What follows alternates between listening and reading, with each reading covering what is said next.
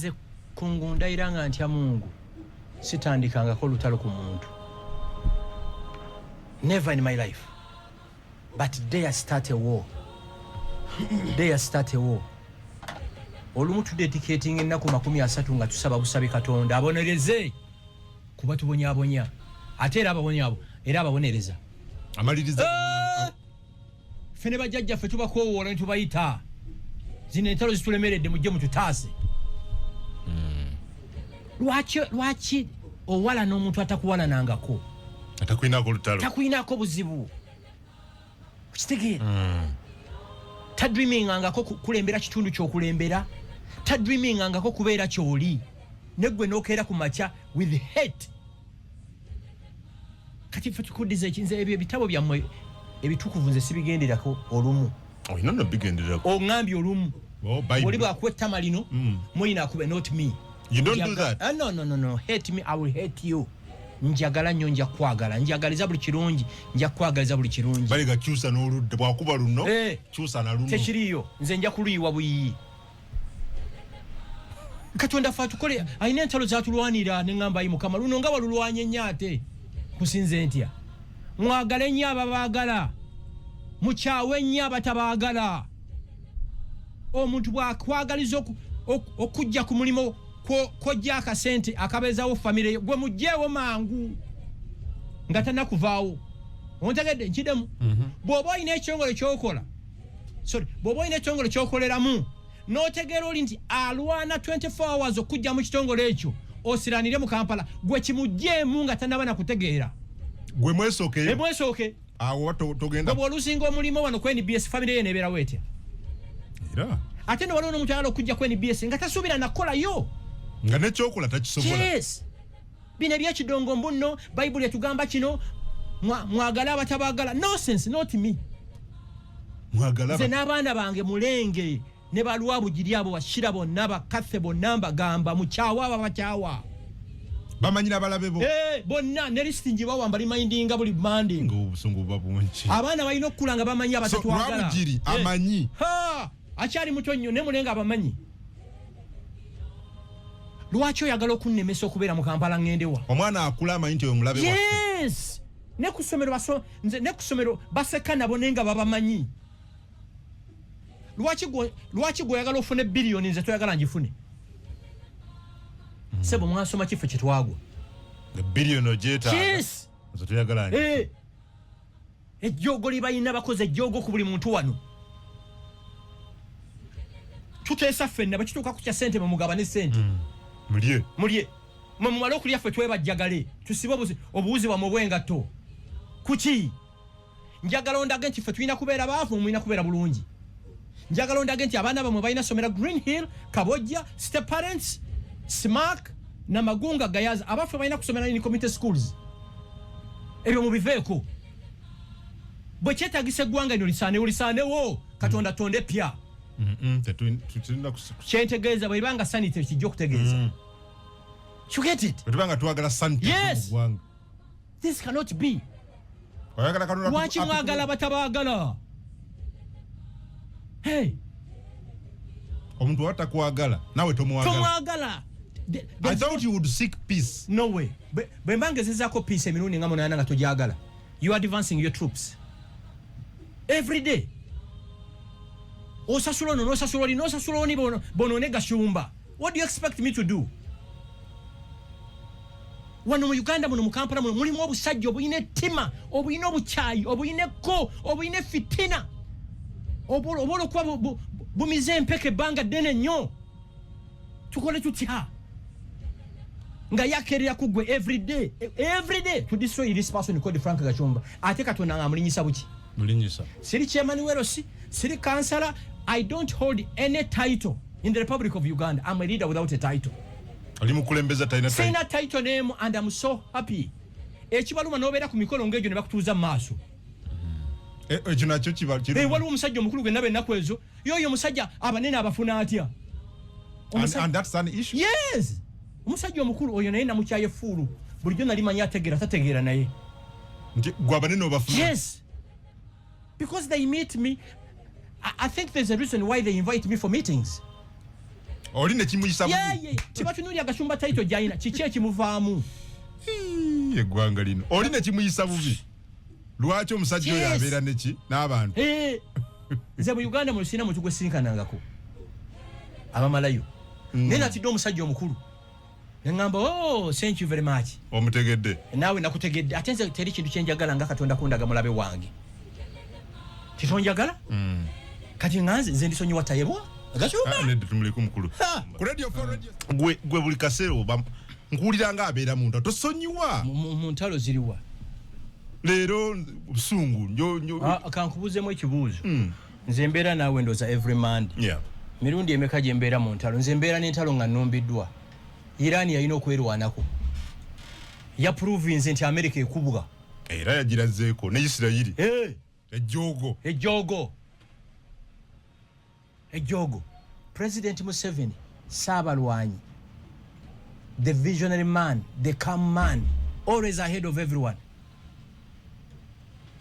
mu bantu miliyoni 49 eziri mu Uganda n'alonda ba cabinet ministers 82 fena atuwaayo omu n'omutusuuza n'ogamba tukusonyiwa kuki gwe kungunga bw'oli wanenkya CNN oba CNBC negamba gwe munnamawulire gwe tulonze mu Uganda okukola ku CNN olina nakuma visa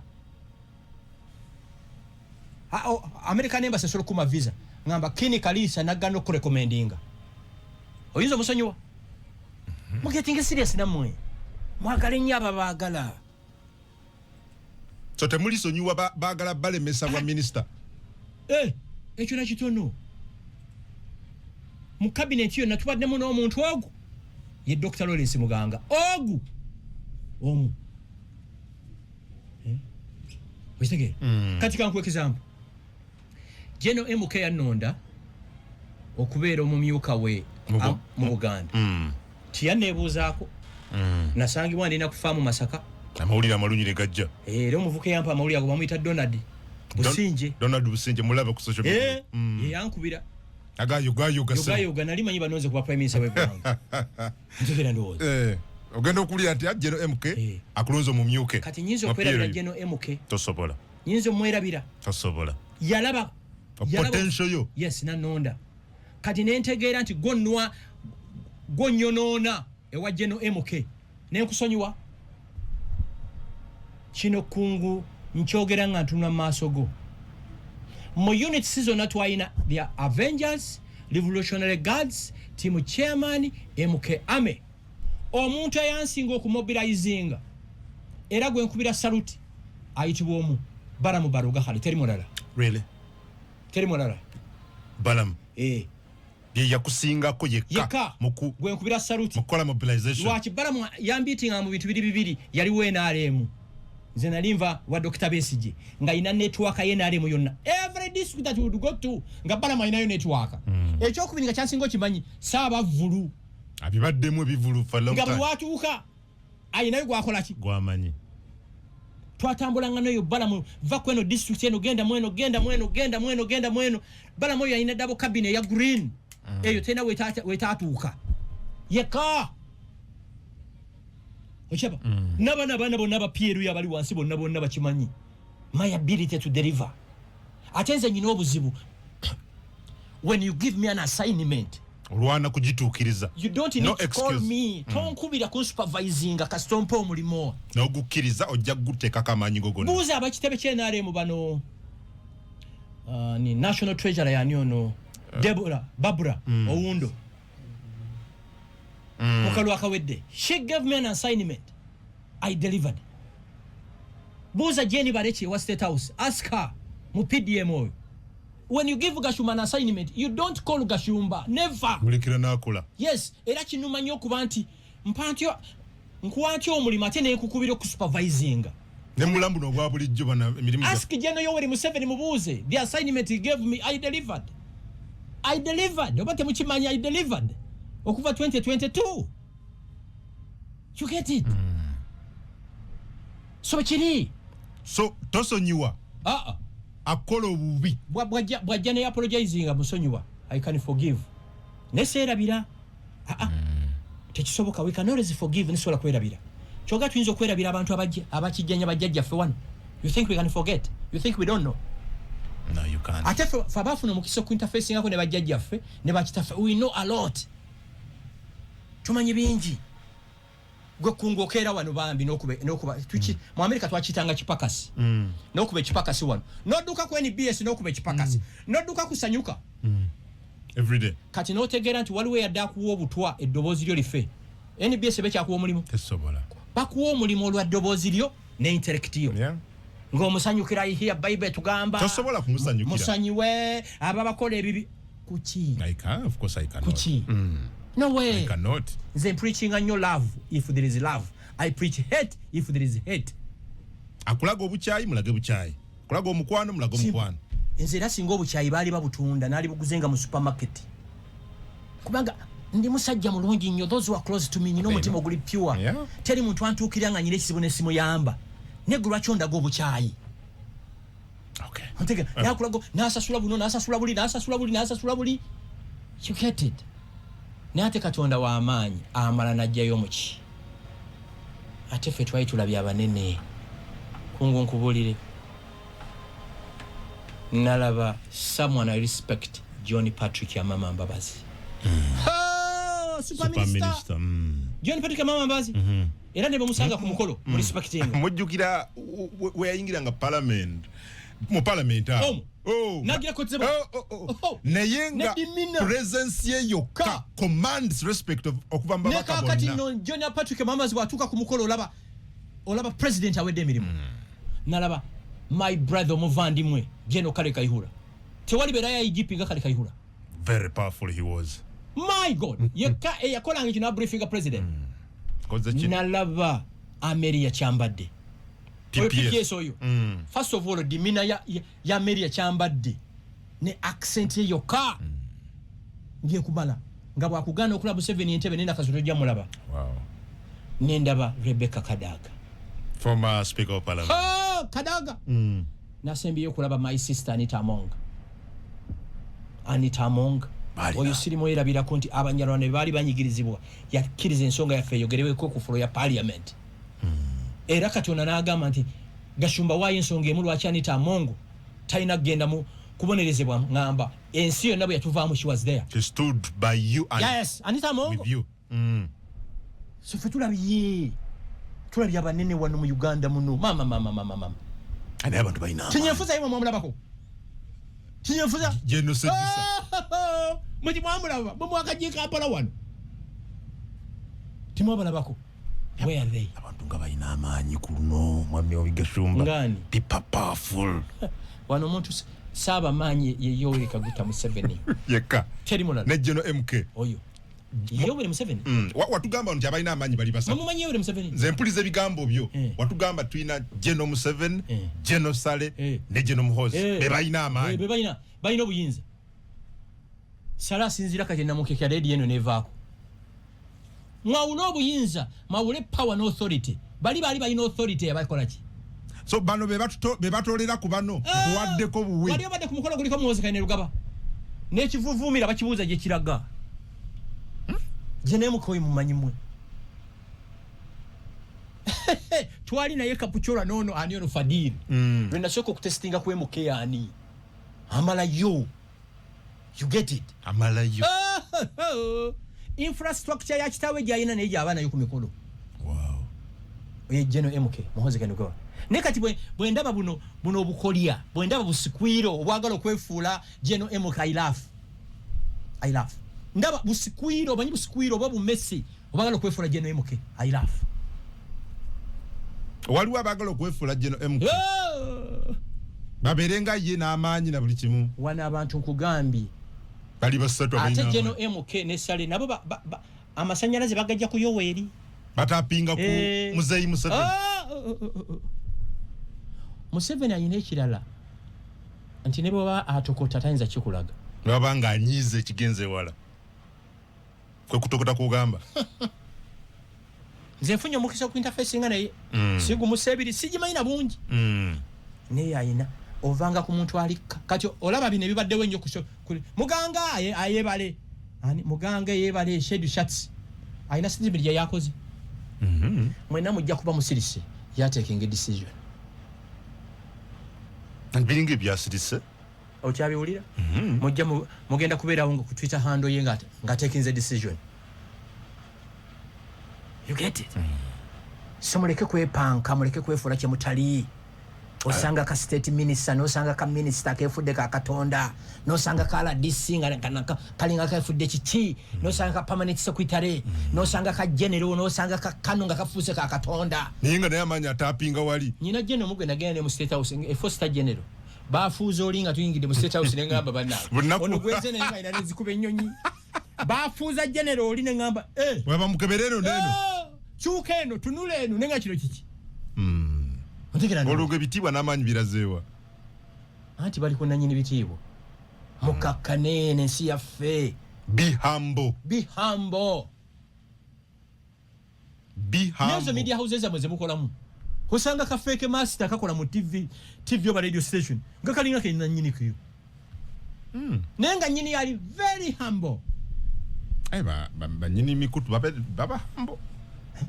Nefe bawaddeko obuwinti mubere hambo.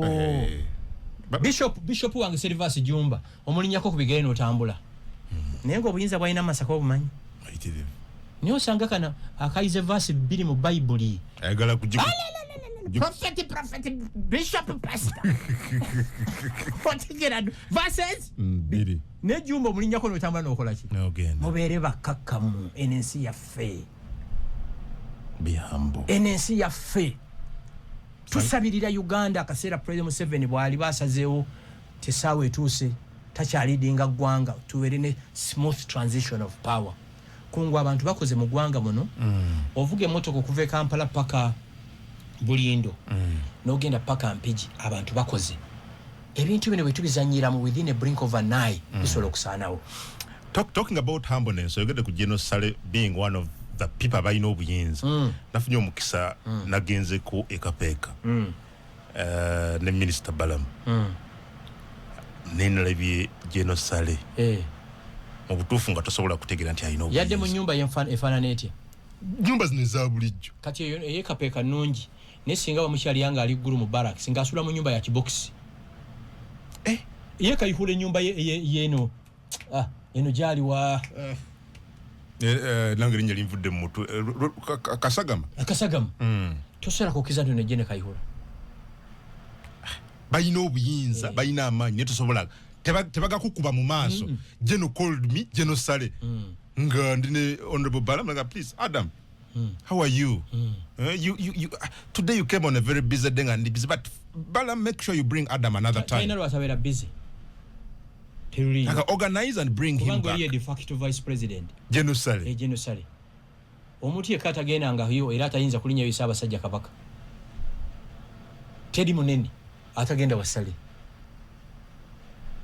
ne amanyago nga is just an is a person yetulida wabweru we are chatting normally. ojukira brigade yali atusibye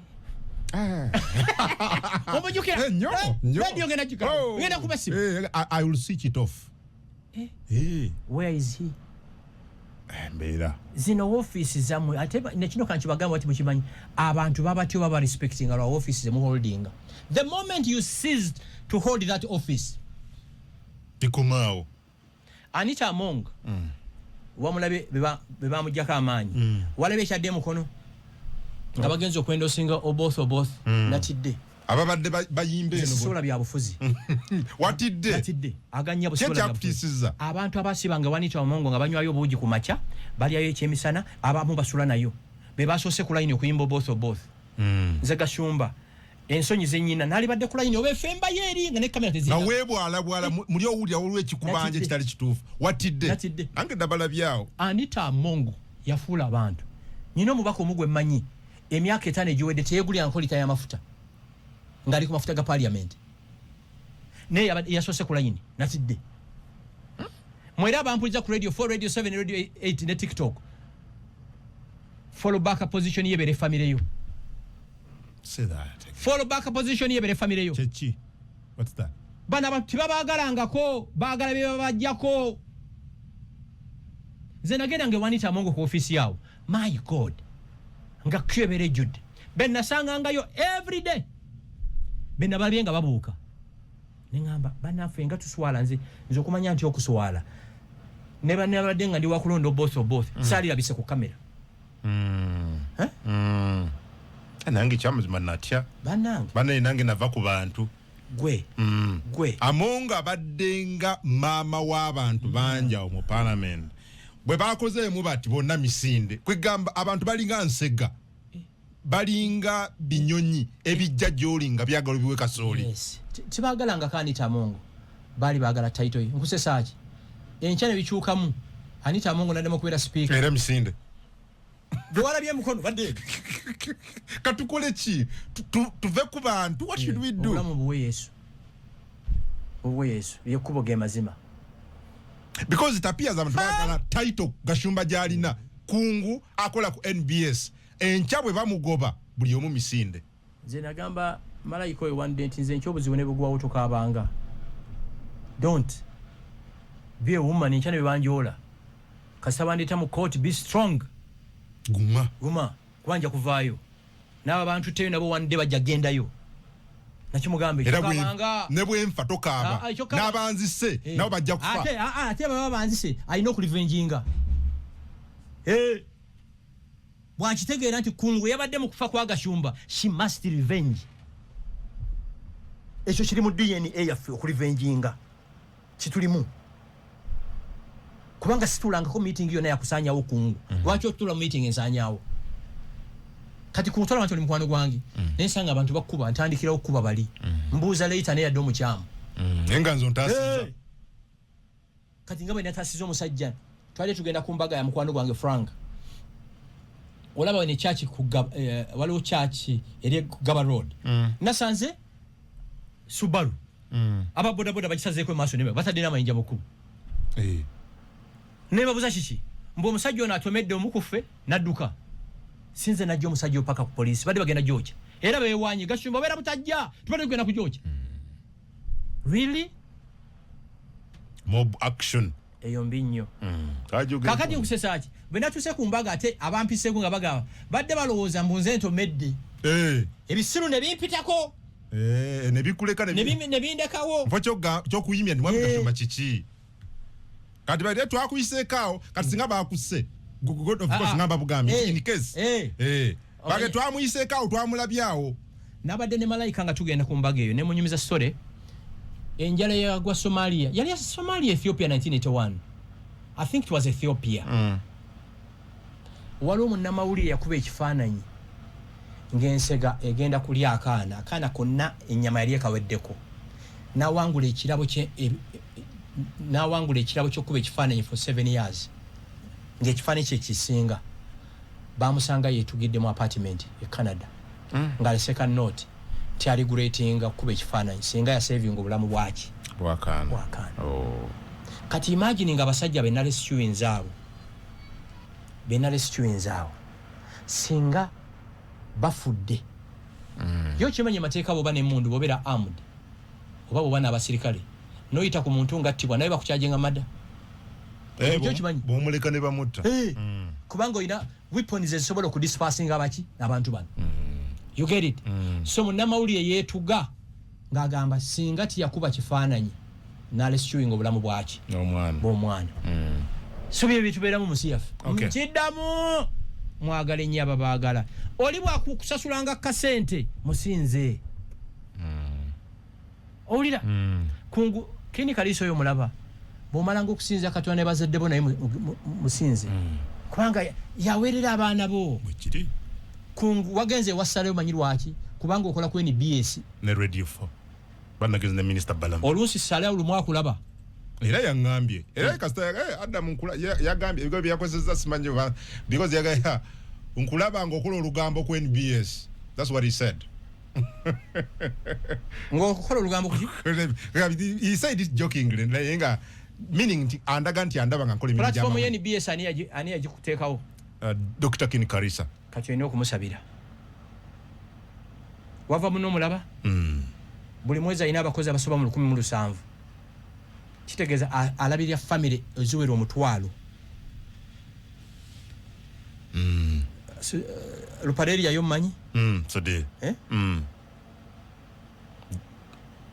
endako Sudi Lupareria aina abakozi abawera akasanvu kitegeeza bwafencha family mutwalo gumu mwe kuminya baba affected bagenda kukaba bonna bagenda kuzinga family zigenda kuzinga era bwendaba abajega batunulya ku mawanga nseka n'okuseka Sudiri akuriyetinze emirimu gy'abana Uganda omutwalo gumu mwe kuminya Muganda Munyankole Munyarwanda Muteso mumbuli yo Muganda Omunyankole omukusogo aina emirimu Sudiri gyakuriyetingide gwanga lino patriotism kyetegeeza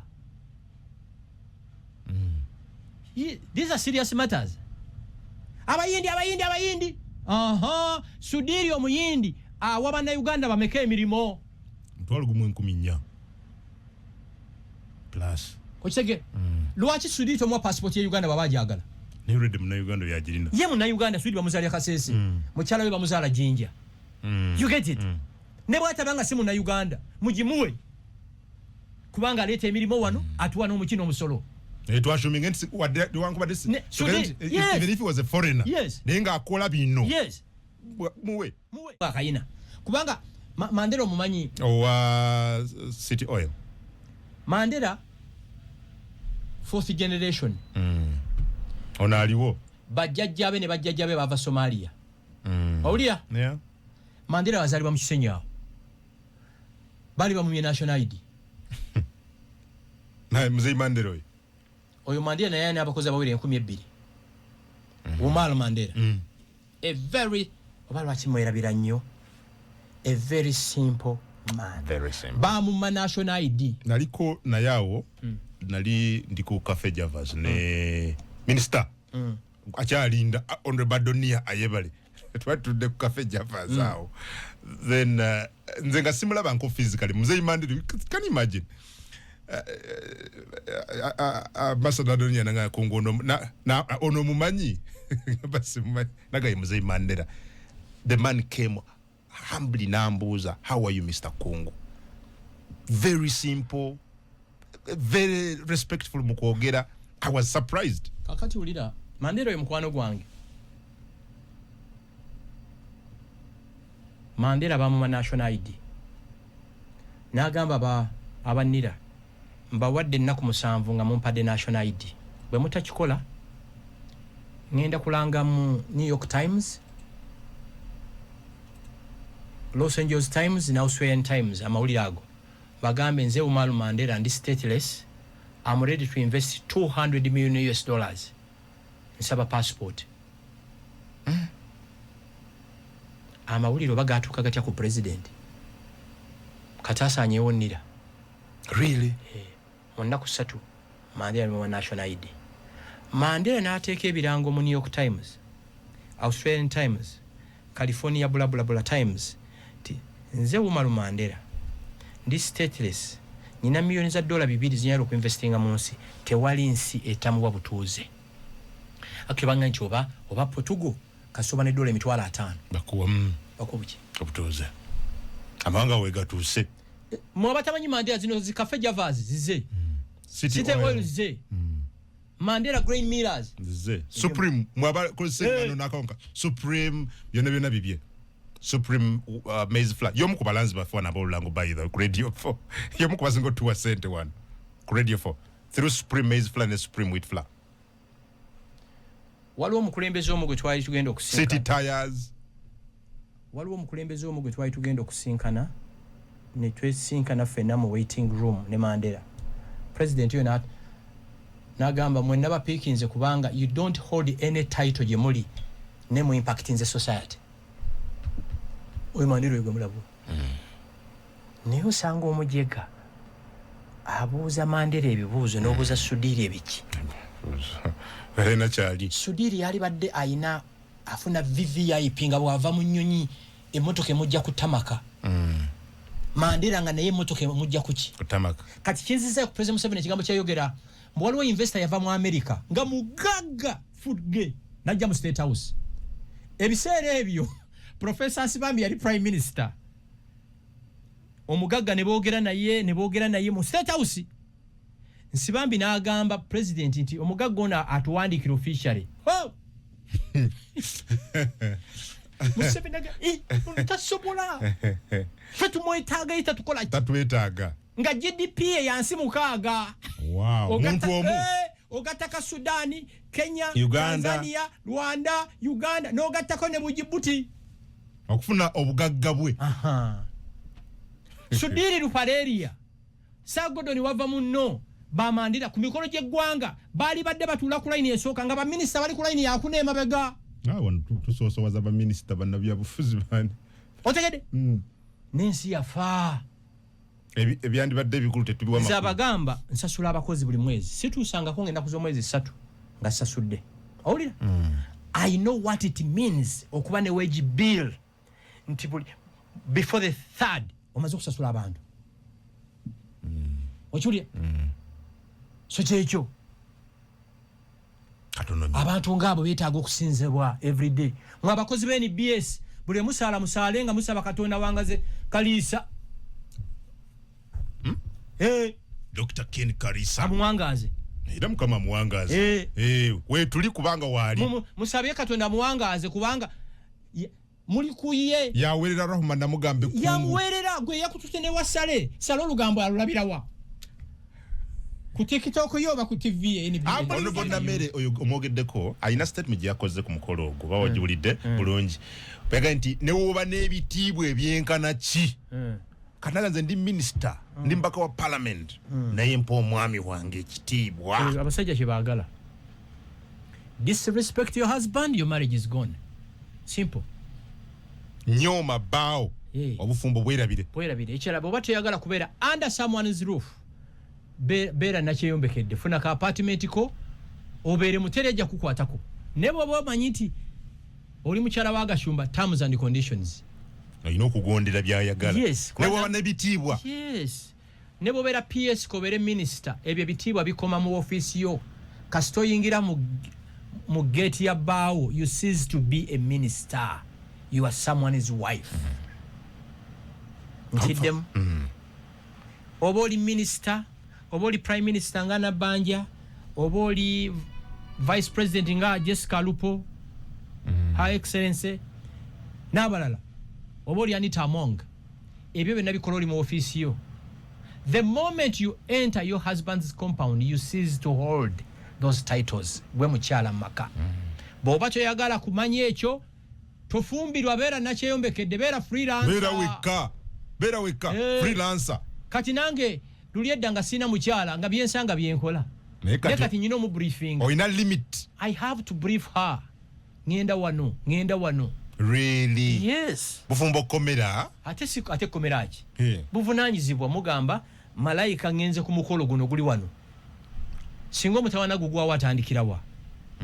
That's the beautiful respect. Kumu respecting. Ate mu bulamu bwange sibangako na mirembe nga ngokuva na wasa malayika. Ngami Gashumba, are you sure about what you're saying? Ndairanga nti Allah. Mwaka mulamba. Emnaku 3 mu nkaga ni mufumbo kita kyangu. Can I tell you something? Waliwo omuwala mita Salma. Nasoma naye so many years ago ku Bombo Army Secondary School. So nazemo hogera naye like after 7 years last week. Kusimu. Nanga mbamba laba ne Uncle Gashumba. Atulaba. Era nangamba omusajja oyo kuva we yawasa malayika. He looks happy. Ndi happy. That girl, I was very surprised. Nenebuzabuza nene akiremerako. Tuli masanyufu nnyo. Allah yampe chenga. Chemanyi kwali agobera Salma ali bomba. Allah yampe malayika n'amala.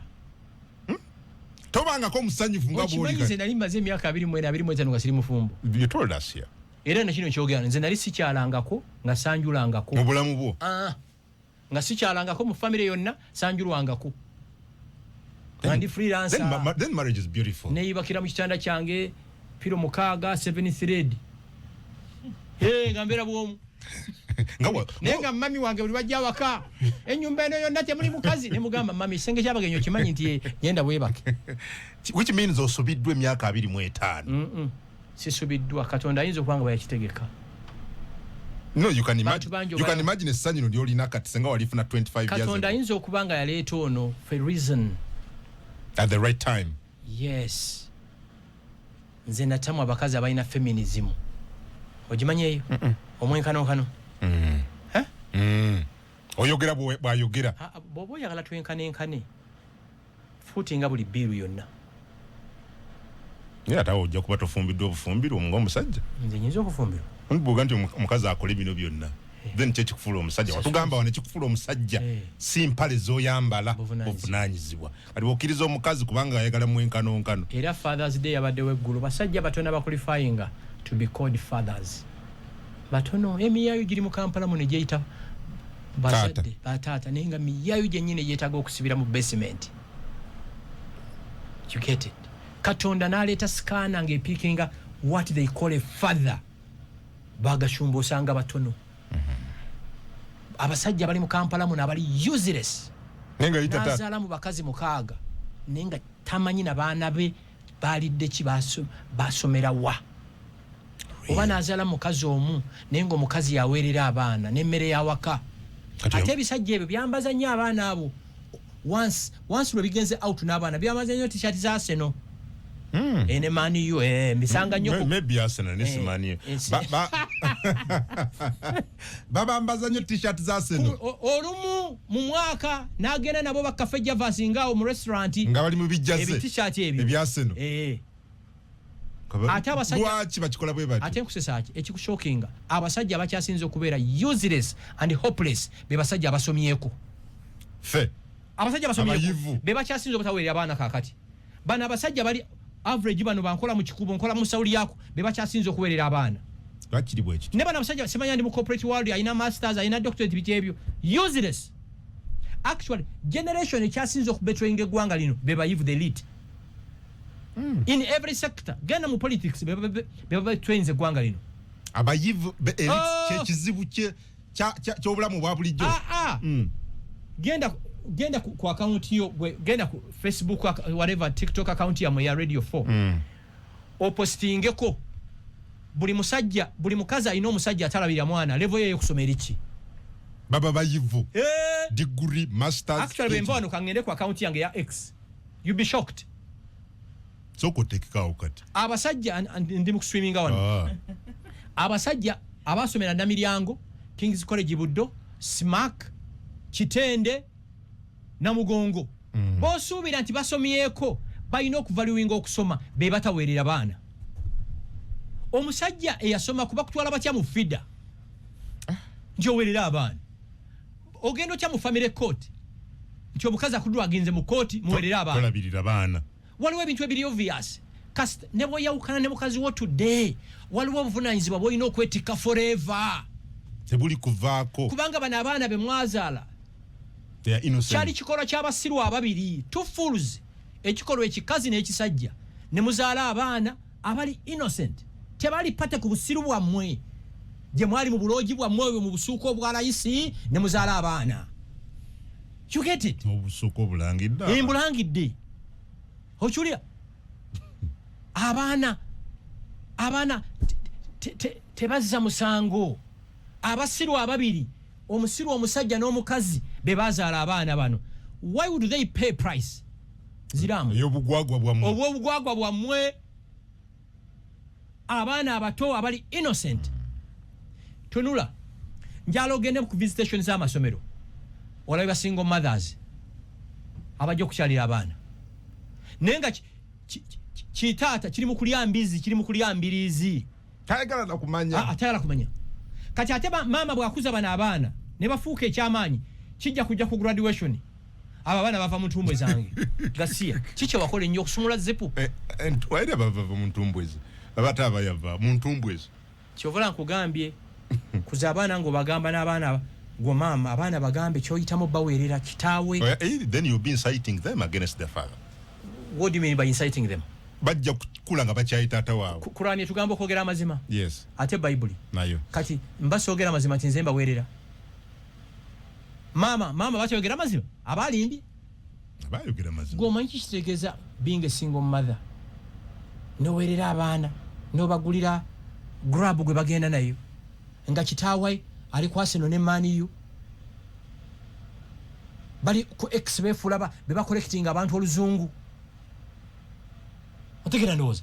Abaana kikulu nnyo okukula nga bamanyi roolo y'abazadde baabwe mu bulamu bwabwe. kyovola banze kyensinza okutya ku nsi kuno kaakati guno omuze gwa useless fathers. Omwana bw'akulira awaka ng'alaba maama we yasasula buli kintu ng'omwana mulenzi agenda kukula ng'alowooza nti obulamu obulina okukola ki bulina okuba.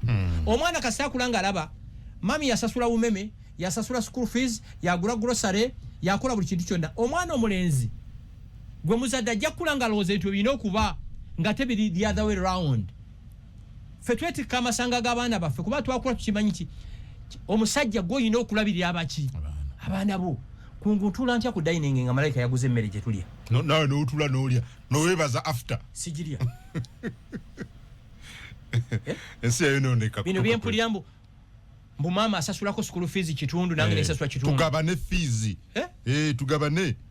Katonda bw'ontuusanga okugabana school fees ne malayika nzita nzije ku nsi. Nzita. How? You have to take the malayika osasula tya school fees za lwabugiri otya. Nganze wendi. Kiki ekinfuula omusajja? Njagala ninnya amadala g'ennyumba eyo nga mmanyi nze nsasula ki. Ebale, ku Radio 4 nga buli grocery ali mu nnyumba nze mukola ki? Ontegeera? Nze nensula mu ssuuka ni malayika yaziguze. Kankubuuze. Essuuka bwe ziba nga nnungi nnyo noga essuuka zino nga nnungi. Nga malayika waliwo omusajja yazimugulidde.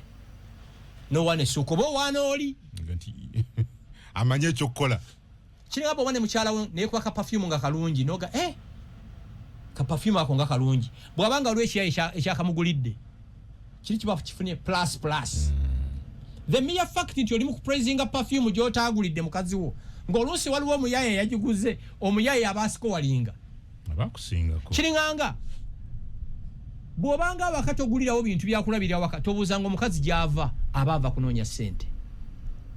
Era omukazi yenna alabirira awaka okkirizibwa okukomawo essaawa zonna z'oyagala. Nedde waani.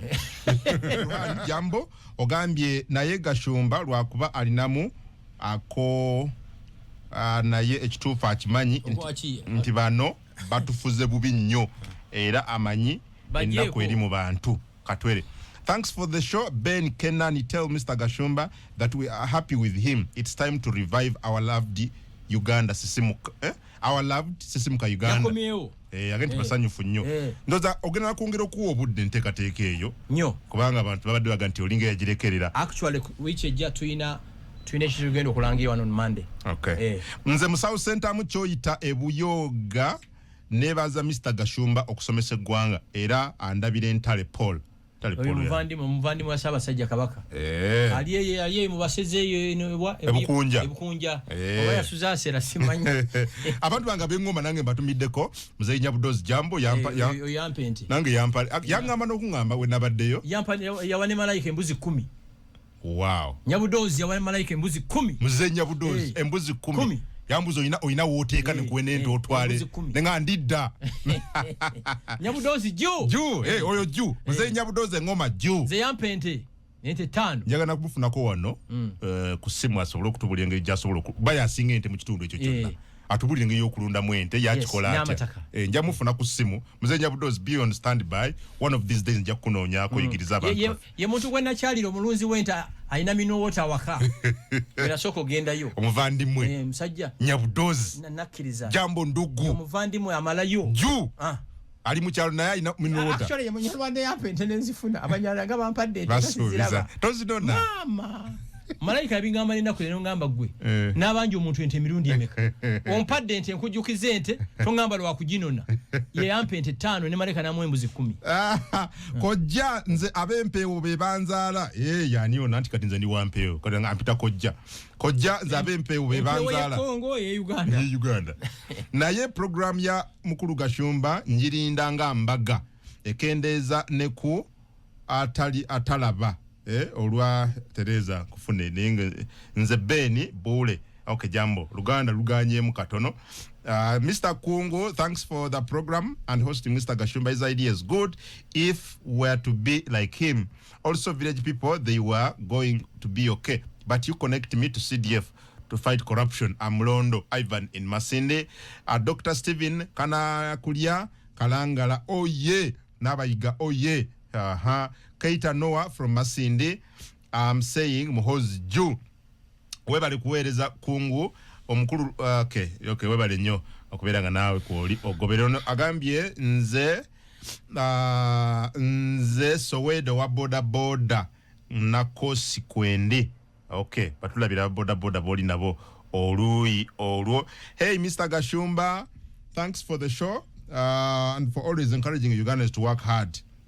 Bebalina okwekyusiza obulamu, but we all need to pray for our country in terms of thriving and rule of law. Vincent Turinawe from Gayaza bwage mama sebata HTV. Mr. Gashumba, big up kungumani juu okay nange juu jebye nakasozi buddo gambye kwende ate ono nagamba kwe tuli tugoberera program eno okay webale nnyo naawe ndugu okubanga ogoberera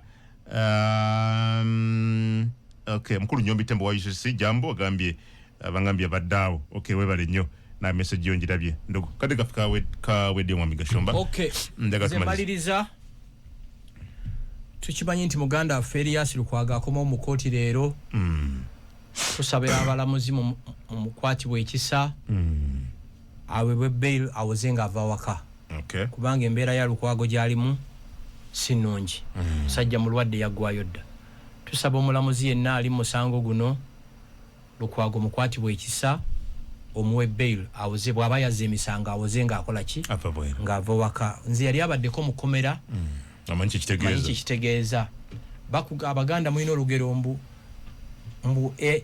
amanye empewo y'emagombe aziika omufu mu lubugo amanye empewo y'emagombe aziika omufu mu olubugo lumubugumye so nze yali abaddeko mukomera nsaba balamuzi mwenna mukwatibwe Lukwago ekisa kuba Lukwago tayinza kudduka wale watusabe yogereko ku kati just briefly by election ye Kalangala tunagenda kudda ku Mande nga bafunye ombako omupya race erimu abantu batano NRM inamu omu nupo inamu omu mutowe yafa nupo gwerese mukulu actually si muto ni mukulu we yafa mukulu wa Helen Nachimuli gwerese then NRM cyala bamita Aida Nabayiga yaliko mbaka w'ekitundu ekyo Helen gwe yawangula mu 2021 so balonda ku Lwakusatu president w'eggwanga agenda kubeerayo leero Kalangala nze nange mbadde menti kubeerayo nenza amagezi gemba wa 2031 mulonde Yoweri Museveni musibe bulungi